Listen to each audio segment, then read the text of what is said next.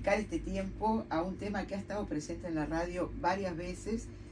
La primera vez hace ya bastante tiempo y hace pocos días nuevamente, que es el de las viviendas de Paso Carrasco. Seguramente la gente identifica esas viviendas que fueron construidas en el 2015 y que los vecinos están denunciando un estado calamitoso, con problemas de seguridad, pues se le han caído pedazos de pared encima, porque le han explotado las paredes con los azulejos, problemas sanitarios, bueno, todo tipo de problemas, gente que venía de una zona inundable y la trasladaron a esas viviendas construidas en el 2015, con lo cual se habían puesto muy contentos, porque era una salida que pensaron definitiva. Pero para hablar sobre este tema, esta vez tenemos aquí en el estudio, y agradecemos al técnico constructor Liber Trindade, que es especialista en steel framing, integrante del Registro Único de Peritos del Poder Judicial de nuestro país, miembro fundador del Instituto Uruguayo de la Construcción en Seco, y tiene, bueno, director y docente de Secatec desde el 2003, 150 cursos dictados de instalador de steel framing, docente en el laboratorio de steel framing y presidente del Club Rotario. Nosotros te agradecemos primero que nada, Liber, te damos la bienvenida y te agradecemos de que estés acá. Bueno, buen día, gracias a ti y a toda la audiencia por estar aquí. Yo primero como ejercicio colectivo le pediría a la gente que para empezar a escuchar esta entrevista se desvistiera de todos los prejuicios sociales que lamentablemente tenemos, sí, que se desvistiera de sus colores partidarios, político-partidarios, porque cuando tenemos que empezar a analizar este tipo de escenarios y lo que está viviendo la gente, yo creo que no habla muy bien de nuestra humanidad si nos paramos en esa situación y nos bloqueamos en el análisis. Exacto. Entonces, hay un problema, es cierto, que tiene un montón de características, de connotaciones también, pero tenemos que ir a analizar la raíz de este problema. Esto es como el huevo o la gallina. Exacto. A ver, si el gobierno de turno, quien haya sido, entregó determinadas viviendas, hay una responsabilidad. Y eso es lo que estamos invocando en este momento, tratando de analizar por qué esta gente está viviendo unas condiciones precarias, en unas condiciones realmente de peligro de vida, y de eso se trata de estar acá presente hoy. Nosotros también queremos destacar el papel de esos vecinos, ¿no?, que han salido públicamente y que uno los ve agradecidos al que los ayuda. Ellos estaban muy contentos, nos decían, el que nos está asesorando es Liber Trindade, y estaban muy agradecidos, que habla también de una desprotección muy grande, ¿no?, de parte de las instituciones en general.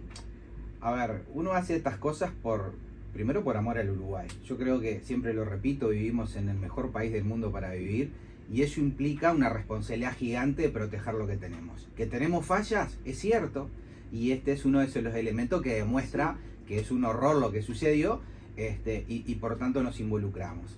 Hoy estoy de licencia, claro, y la verdad que he invertido cada minuto de mi licencia en este tema, día y noche, para poder dedicarme a pleno en esto. Lo que sucede y cómo me entero de esta situación, mirando el informativo Canal 10 allá por octubre del 2021, veo que hay un grupo de vecinos que reclama en torno a un sistema constructivo que tenía problemas. Como tú bien lo dijiste, yo integro la directiva del Instituto Uruguayo de la Construcción en Seco, y nuestro objetivo siempre ha sido velar por la buena ejecución de los sistemas constructivos, particularmente el steel framing. Si bien este sistema donde viven los vecinos, que se dice steel framing, es un sistema que se llama Krupe y que es distinto al steel porque convive sí el acero, esto tiene un mortero interior que agrede, que se come literalmente al acero. Por tanto, no se le debería llamar steel, pero en la jerga... Este método que usaron allí. Claro, porque en definitiva el steel framing es lo que hacen los americanos desde toda la vida prácticamente, sí, que anteriormente era construcción con madera, lo que se llama wood frame, o sea, estructura de madera, una cobertura exterior que tiene una rigidización, barrera agua y viento y una terminación exterior. Dentro de la pared hay lana de vidrio, generalmente, celulosa, y hacia adentro una barrera de vapor y placas de yeso. Este sistema, que sí, este Krupe, que sí tiene acero, y eso es lo que de alguna manera se puede asimilar, en realidad tiene un mortero dentro de la pared, se le proyecta un mortero. Ese mortero tiene arena, cemento, tiene fibras, tiene yeso, tiene pelotitas de espuma plus que lo alivianan y tiene un aditivo. Bueno, la reacción de este mortero en presencia de humedad, en presencia de agua, lo que hace es atacar literalmente al acero, destruyéndolo absolutamente. Cuando digo destruyéndolo es que va a desaparecer. Como yo te decía, cuando yo me entero en el 2021, la alerta que me da es que yo ya había inspeccionado una vivienda en el año 2017 en el Autódromo del Pinar, en esa zona, y esta casa que llevaba 4 años de construida por el hermano de un alumno mío, que era para su familia, había invertido $100.000, había desaparecido el acero. En 4 años reales había desaparecido el acero y yo lo había documentado en un montón de imágenes y la habíamos compartido con distintos actores y en redes sociales para mostrar esa alerta de lo que pasa cuando se empiezan a hacer híbridos, cuando se empiezan a hacer inventos y sobre todo en un país que no existen los controles. Ese es un gran problema que tenemos en Uruguay y que hay que hacer frente, que no hay controles. Sí puede haber técnicos que visitan obras, pero simplemente va a poner una firmita en un papel y ese me parece que es lo que debemos enfrentar. Claro. Ahora, ese sistema con el mortero, ¿es un invento de aquí? ¿Se ha aplicado en otros lados? ¿Ya falló en otros lados? Si vos encontraste esa... en realidad en Uruguay ha fallado, o sea, este es un sistema que es de una empresa del exterior, que obviamente se radica también en Uruguay, que arma su empresa y empieza a ejecutar lo que en otro país hace. Lo que sucede es que los elementos que le agregan ese mortero están realizados acá en Uruguay, ¿tá? Entonces ahí tiene que haber ensayos de producto, a ver qué cambió en la fórmula, en el proceso constructivo, pero de hecho el propio documento que habilita el Ministerio de Vivienda dice, el documento que presenta la empresa, que no puede haber humedad dentro de la pared. Ahora, cuando el proceso constructivo es deficiente y las paredes empiezan a rajar, lo primero que entra es el agua. Cuando yo hago un baño, que el revestimiento se empieza a caer y literalmente se caen las paredes y la gente naturalmente se tiene que seguir bañando y tiene 7, 8, 11 hijos y se baña naturalmente, las paredes se empiezan a empapar. Y todo ese proceso hace que las paredes literalmente se empiecen a hinchar, por llamarlo de alguna manera, y empiezan a expandirse y a tirar los revestimientos para un lado y a tirar el revestimiento exterior hacia afuera. Pero no termina el problema porque este sistema se ha ejecutado con variantes. Una de estas es la de Paso Carrasco. El sistema no tiene una placa de cemento por afuera. En este caso, en estas viviendas, en la fachada, en la envolvente de la fachada, se le colocó una placa de 4 milímetros. Si agarrás cualquier carpeta que tengas arriba de la mesa, imagínate lo que son 4 milímetros, una lámina insignificante, y se revistió con placas de 1,20 por 2,40 toda la fachada. No solo que se hizo esa aberración técnica, sino que no se le colocó tornillos. Prácticamente 6, 8, 10 tornillos cuando tiene que tener 5 veces más. Y cada viento, cada succión de viento arranca las placas. Cuando digo arranca, no es que las arranque y las deja en el piso acomodaditas. No, las vuela por arriba de la gente, por arriba de los vehículos, por arriba de quien pase. Ahí radica cuando yo digo hay un peligro inminente de vida, porque con cada tormenta los vecinos están prácticamente mirando para arriba que no te parta una placa de eso arriba tuyo. Y han volado por todo el emprendimiento. Entonces cuando la gente, lamentablemente en redes y demás, machaca diciendo no, porque los vecinos no cuidan nada, rompen todo. Se le echa la culpa a los vecinos. Y se piensan que los vecinos caminan por las paredes 2 pisos para arriba, a ver si pueden arrancar una placa. Entonces me parece que hay elementos fuertes que muestran que sí hay un problema y que hay un problema constructivo. Que hay otros problemas y no nos vamos a ser los distraídos, los hay, pero es lo que yo digo, tenemos que empezar a analizar la responsabilidad, porque los gobernantes de turno, no importa cuáles, tienen una función que es la de ayudar, la de controlar, de que las cosas funcionen. Y eso no sucedió. Entonces, atrás de eso estamos. Claro, porque nosotros decíamos, bueno, alguien recibió las viviendas construidas y se supone que cuando las recibe en nombre del Estado, tiene que haber una certificación de que eso está bien. Porque eso quiere decir recibir las obras. Claro, de hecho, a ver, para hacer un poquito de historia, y hay que hablar de fechas, y no por fechas políticas, sino por fechas de obligaciones, de responsabilidades, porque imaginemos que estas viviendas se entregaron en el año 2015. Sí. Acabamos de entrar en el 2023, significa que están quedando 2 años para que venza la responsabilidad decenal, esa responsabilidad que cualquier persona sabe que tiene cuando se le entrega una vivienda, cuando se le entrega cualquier tipo de construcción, que hay arquitectos, que hay determinadas responsabilidades que vencen a los 10 años. Entonces uno tiene que articular la defensa, Antes de documentar, porque si después que 10 años y un día te van a decir, bueno, pero usted no avisó, pero usted no tenía que haberse movido. Entonces, eso es otra de las cosas que la gente dice, no, porque los vecinos no se han movido. Bueno, también analicemos el contexto de los vecinos, porque es lo que tú decías, cierto, venían de zonas complejas, gente muy afectada, gente vulnerable en la vera de los arroyos, que no lo hace ni mejor ni peor que nadie, porque esta situación pasa en todo el país, pasa en el río Uruguay con las inundaciones constantes, Sí. producto de las crecidas, o sea que la situación de ellos es similar a la de muchos uruguayos. No los vamos a victimizar en una posición que no les Sí, corresponde, claro. porque me parece que no corresponde. Pero lo que sucedió entonces es que en el año 2015 el gobierno de turno lo que hace es asignar más de 4.200.000 a este proyecto.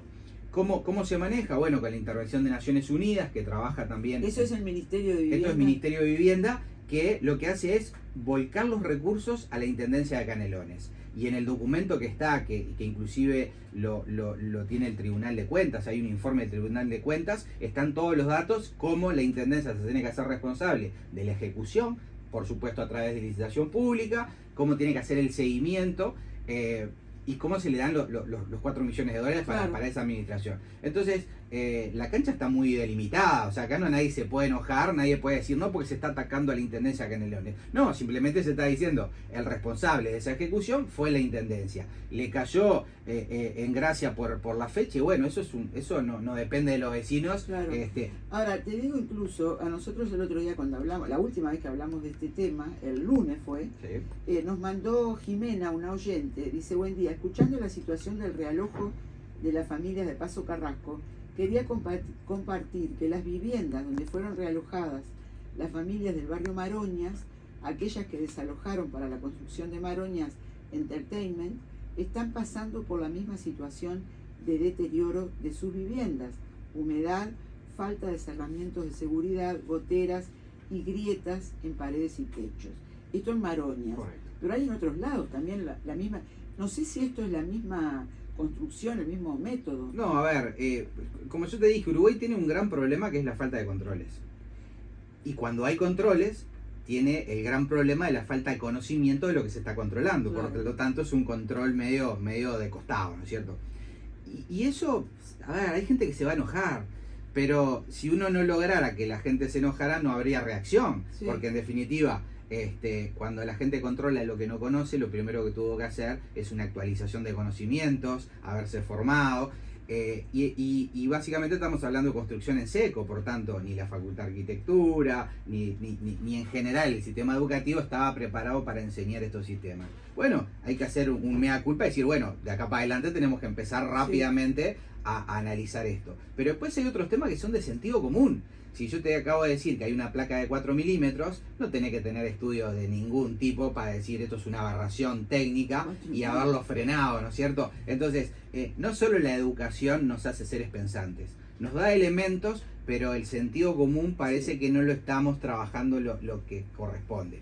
Ahora, yo lo que invito, y gracias al programa, es a que todos aquellos vecinos que tengan algún tipo de problema le hagan llegar a la radio. Sí, nosotros le pedimos a esta oyente que nos diera algún contacto con los vecinos. Ella nos dijo que sí, que conoce y que nos va a contactar, así que estaremos... Perfecto. ¿Qué sucede con...? A ver, yo lo que de repente me parece un trabajo lindo que podemos hacer en equipo, es de tomar esas denuncias, esos comentarios, y ver en equipo, porque yo creo que la única forma de avanzar en un país es trabajando en equipo, es tratando de ir a la fuente de primera mano, y poder analizar y después poder hacer un comentario crítico constructivo. Sí. Porque la verdad que de nada serviría este espacio si uno lo usara como destrucción.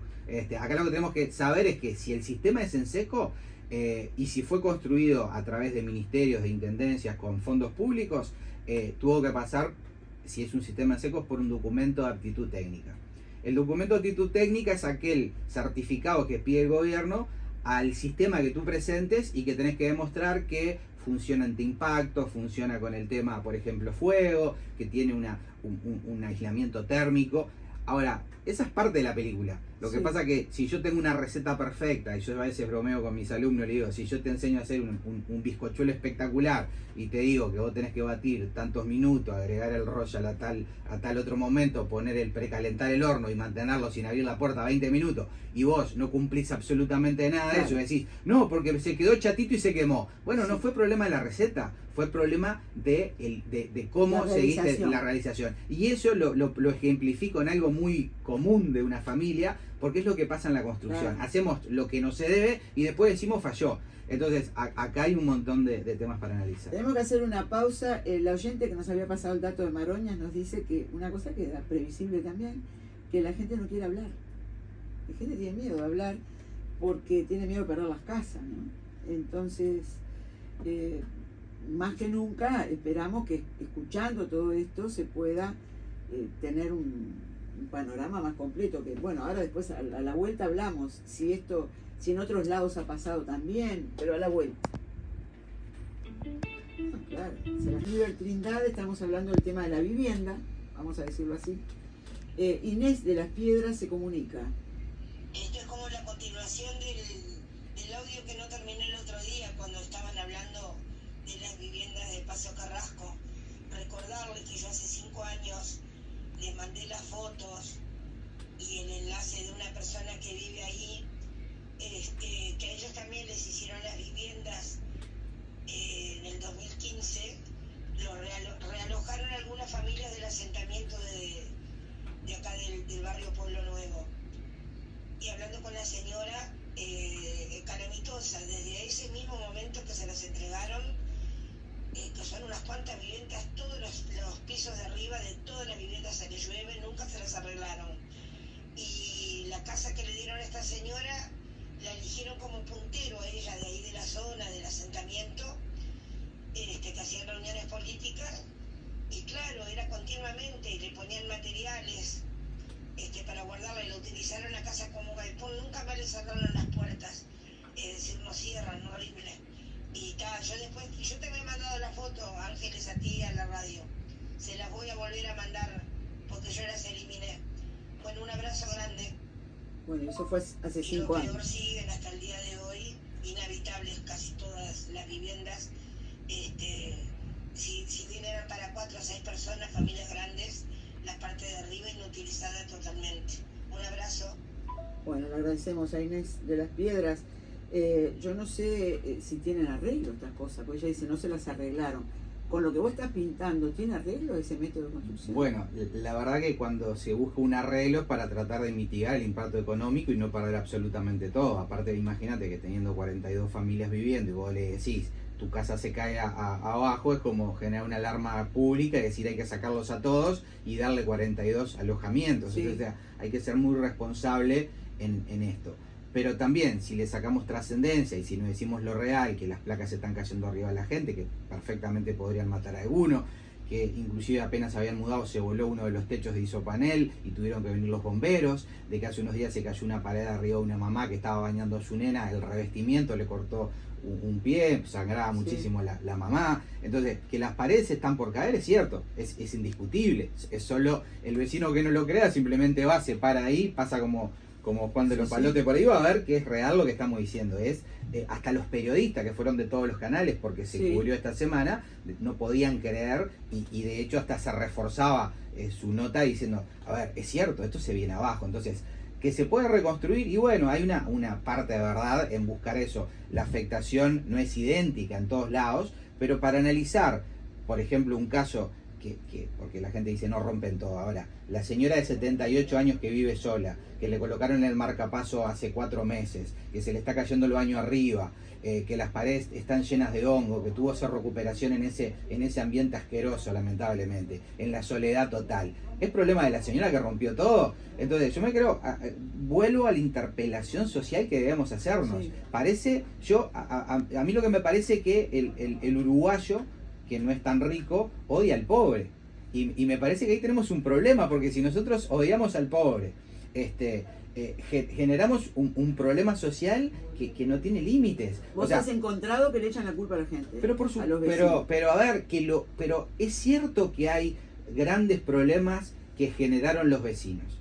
Es cierto, porque si no, estaríamos sacando todas las culpas y me estaría parando un lado del otro. Pero a ver, si a vos no te enseñaron a vivir en una casa, sí, vamos a imaginar el caso del reloj o peor, donde estuviesen en un ranchito entre unos nylon viviendo muy mal, y a vos te sacan de un lugar con 11 hijos, que nunca tuviste puerta, ventana, que nunca tuviste un inodoro, y de repente por obra de magia te pensás que automáticamente sabés que no hay que dar un portazo, que tenés que tener determinado mantenimiento, que tenés que limpiar una grasera, que tenés que limpiar, sacarle los pelos a una caja en un baño. ¿Te pensás que la gente sabe eso? Ahora, le tenés que enseñar.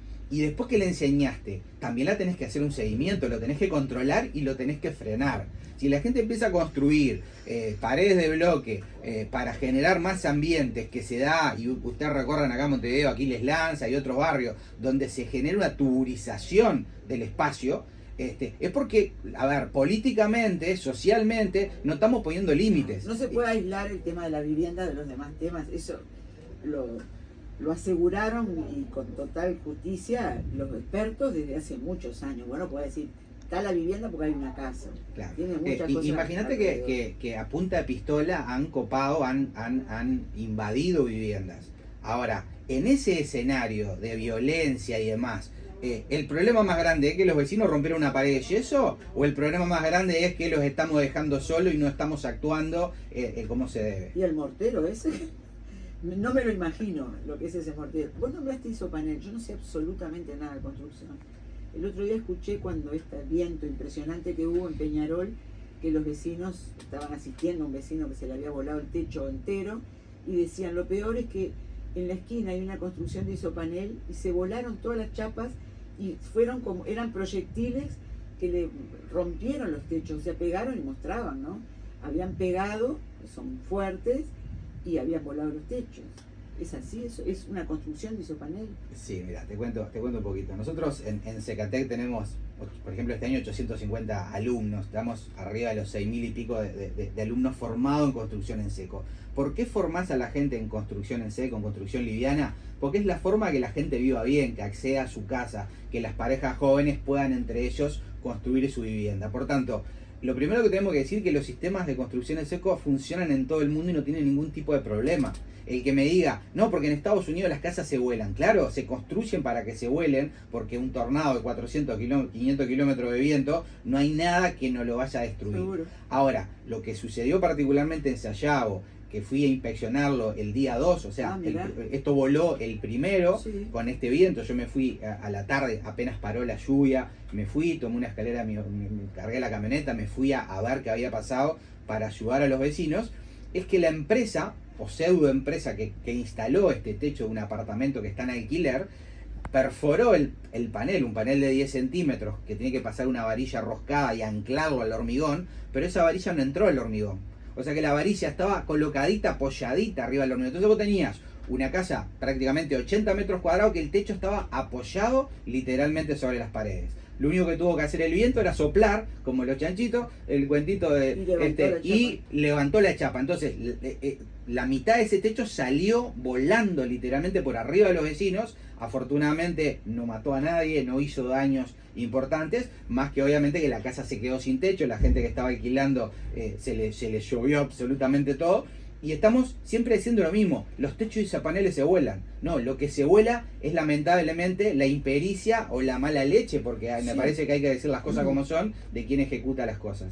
Ahora, mirando que el 10 de septiembre de 2020, el juez letrado de concursos de segundo turno, en un auto caratulado Krupe Systems Uruguay, que es la empresa que estamos nombrando, concurso necesario, ley tal y cual, se dispuso la liquidación de la masa activa de Krupe Systems Uruguay Sociedad Anónima, pone el número de RUT, con domicilio en Canelones 1090, manteniéndose la suspensión de la legitimación de la deudora para disponer y obligar a la masa del concurso, continuando el síndico, bueno, todo eso, ¿no? Resuelve terminar con la empresa, el cese, disolución de Krupe Systems y el cese de sus administradores. Entonces, ¿a quién se le va a reclamar? Bien, acá tenemos que comprender que el DAT es una habilitación a un sistema constructivo que lo presenta una empresa. Esa empresa que es ¿Qué Krupe es DAT? System. ¿Qué es DAT? DAT es Documento Aptitud Técnica, que es lo que yo te digo, son los ensayos que validan el sistema para que la empresa pueda construir. Lo que hace la empresa es ser permisaria, yo dueño del sistema, te digo a ti, vos podés ejecutarlo. Claro. La responsabilidad también es mía, pero vos sos la que ejecutás. Yo lo que hago es suministrarte los materiales. Acá lo que sucede es que la Intendencia de Canelones abre una licitación.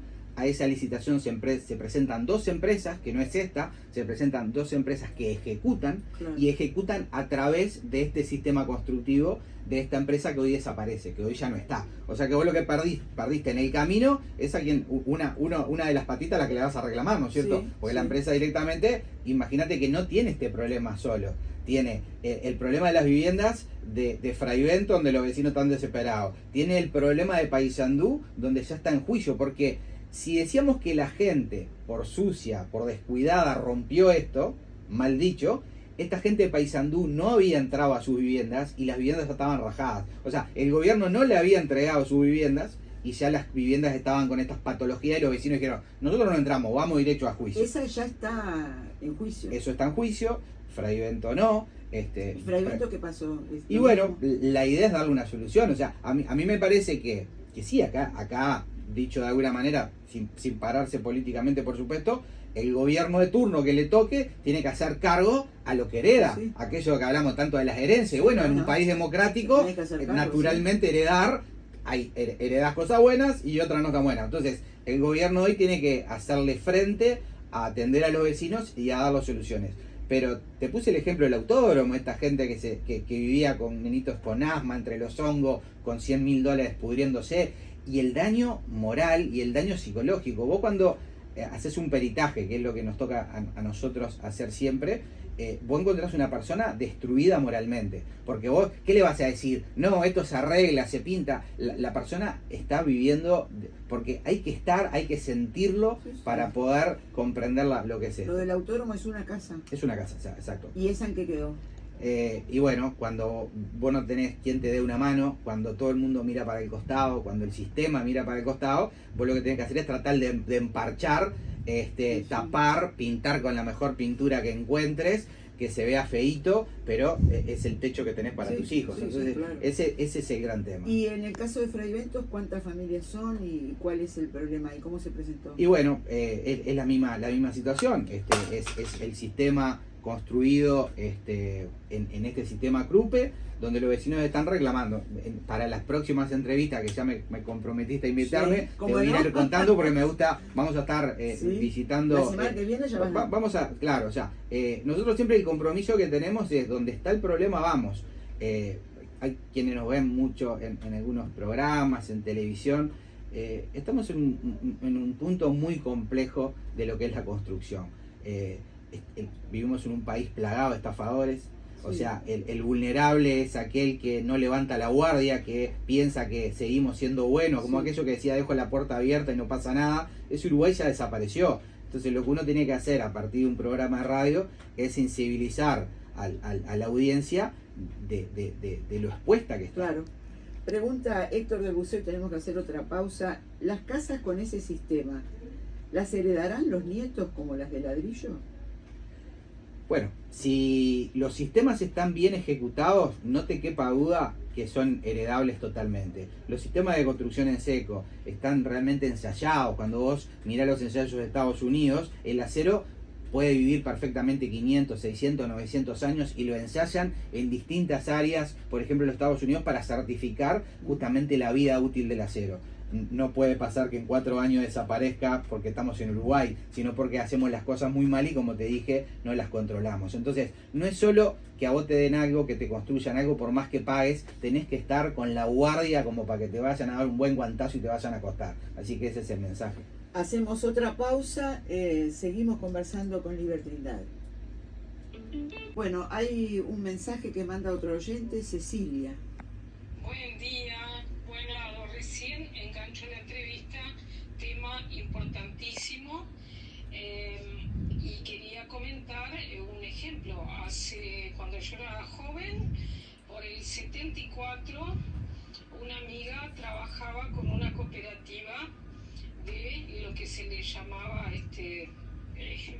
le decían bichicomes, o sea, recolectores de carrito, de caballo. Y habían logrado darle viviendas, yo no me acuerdo por qué zona de las afueras de Montevideo. Y comentaban de que cuando hicieron justo, fueron a verlos, alguna de estas viviendas que le habían dado uno de los señores, en el baño tenía el caballo. O sea que el baño era utilizado por el caballo como lugar para que él durmiera, yo que sé, estuviera protegido. Y todos decían, pero yo no te puedo creer, ¿cómo es que esta persona, una vez que tiene baño, lo deja así? Pero claro, era evidente, el caballo era el tesoro más grande que tenía y lo quería cuidar, y el lugar para cuidarlo que vio adecuado fue el baño. O sea que, tal como dice, esas cosas no se cambian en un día. Bueno, un abrazo y genial la entrevista. Sí, yo también me acuerdo de pila de cosas que decían que había piso de parqué, que la gente lo prendía a fuego, porque no se puede separar. Claro, pero si nosotros pensamos en una escuela pública, en Avenida Italia de Segovia, Avenida Italia de Gallinal, pleno Malvin, corazón del Malvin, y uno ve que el niño, y lo digo porque lo veíamos nosotros, hace su necesidad en un rinconcito de la clase, sí, no tiene idea de lo que es un cubierto, o sea, no sabe lo que es un tenedor, claro, y tiene 4 años, 5 años, o sea, tenemos que realmente, o sea, si nos hacemos un estado de situación, de que estamos en una situación crítica, y pensamos que es una panacea el Uruguay, yo creo que es un tema de valoración. Un tema que me pareció interesante de las preguntas que los oyentes hacían, es la vulnerabilidad también jurídica de estos vecinos. Me lo decía una mamá con su nene en un andador, con problemas motrices. Le decía, a mí me pasa algo, ¿y qué pasa con esta casa? Él recibe algo, él se queda con algo, porque alguien dijo es heredable. Bueno, el tema es que la gente no sabe en qué situación. Vos le preguntás, ¿qué firmaste? No sé, a nosotros nos dijeron que teníamos que ir a la comuna, pusimos una firma y acá estamos. O sea, me parece que no está bueno. Claro, me parece el oyente lo preguntaba por el lado de la construcción, de los materiales. Claro. Pero está la otra parte. Y la otra parte, porque vos también cuidás lo que sentís pertenencia. Entonces, a ver, no es cuestión de refregarte. Mira, acá tenés un papel, esto es tuyo. Pero le da también un marco, le da un valor agregado que hace que vos también protejas lo tuyo. Hoy esa gente no sabe en qué situación está.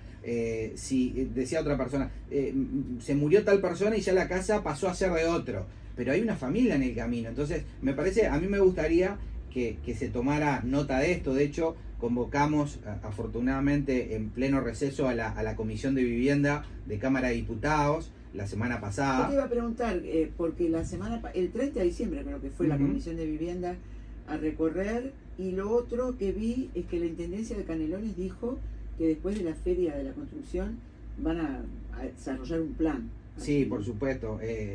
También sabía que iban a tirar fuegos artificiales, porque en realidad lo que hizo la Intendencia, y lo digo con mucho criterio, fue tirar fueguitos artificiales para adelante, para hacer ruidito. O sea, el director de la Intendencia, porque yo me hice presente en la audiencia pública de Paso Carrasco. Hubo una audiencia pública donde los vecinos aprovecharon la oportunidad de denunciar lo que estaba pasando. Claro, era lo más importante que había de Paso Carrasco. Por supuesto, yo hice el trabajo de vocero de los vecinos para ordenar justamente el diagnóstico, la presentación del tema. Me paré y tomé el micrófono, está en mis redes de YouTube, quien lo quieran ver, para que vean lo centrado que fue lo que dijimos.